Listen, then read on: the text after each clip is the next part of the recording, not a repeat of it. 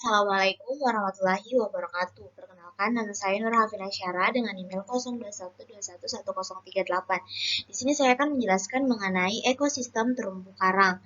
Nah, terumbu karang ini berasal dari dua kata, yaitu terumbu dan kata karang. Terumbu diartikan sebagai bumbuan laut yang terbentuk oleh batu karang atau pasir di dekat permukaan air. Sedangkan karang dapat diartikan sejenis hewan dari order Scleraktinia yang menghasilkan CaCO3 atau kalsium karbonat. Nah, sehingga terumbu karang atau coral reef ini sendiri merupakan sebuah ekosistem di dasar laut pada daerah tropis yang terbentuk dari kapur hasil sekresi biota laut. Sehingga dapat disimpulkan ekosistem terumbu karang itu merupakan habitat berbagai biota laut yang bernilai ekonomis tinggi.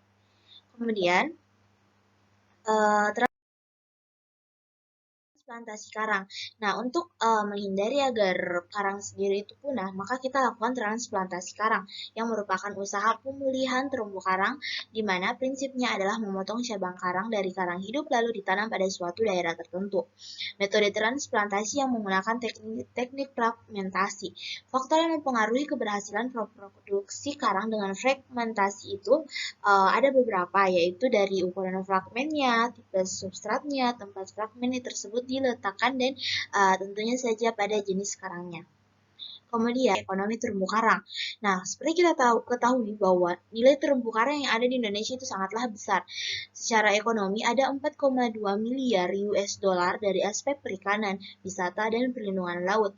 Nah, pada dasarnya terumbu karang memberikan potensi ekonomi yang sangat-sangatlah maksimal dalam jangka waktu yang cukup lama bagi masyarakat yang turut berpartisipasi.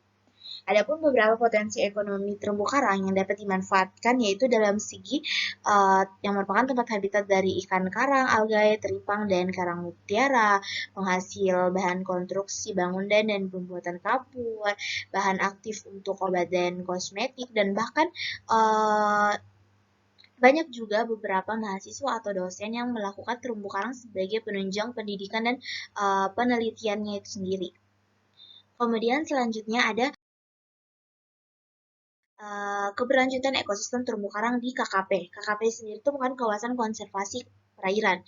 Nah, apa sih kawasan konservasi perairan? Yaitu merupakan wilayah perairan yang jelas diakui dan dikelola menurut hukum untuk mencapai pelestarian alam jangka panjang dengan mewujudkan pengelolaan sumber daya ikan dan lingkungannya secara berkelanjutan agar dapat digunakan secara terus-menerus. Nah, berdasarkan salah satu jurnal yang saya baca, di mana pada Pulau Pasigusung Selayar ini telah ditetapkan menjadi KKP, di mana salah satu keanekaragaman yang tingginya pada daerah tersebut ya pastinya terumbu karang. Terumbu karang yang sangat memiliki nilai yang penting untuk masyarakat sekitar. Akan tetapi di daerah ini terumbu karangnya itu rentan akan gangguan karena adanya penambangan karang, penggunaan bahan peledak, atau bahkan racun cyanida. Nah, akan tetapi adanya KKP atau kawasan konservasi perairan ini tidak menjamin keberlangsungan suatu ekosistem tertentu akan baik-baik saja. Karena mengapa? Berhasilnya suatu daerah menjadi KKP itu tidak secara langsung menjamin kesejahteraan masyarakat setempat. Akan tetapi perlu dukungan masyarakat juga untuk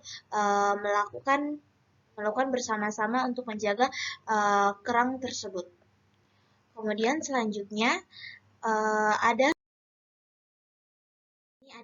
satu jurnal yang saya baca di mana menjelaskan bahwa diperlukan upaya untuk memonitor kesehatan terumbu karang, di mana di sini ikan kepe-kepe atau Chaetodontidae yang dijadikan sebagai penanda kerusakan terumbu karang. Mengapa?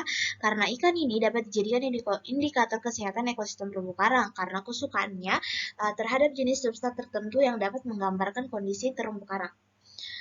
Kemudian yang terakhir, daftar pustaka yang saya gunakan dalam PowerPoint kali ini.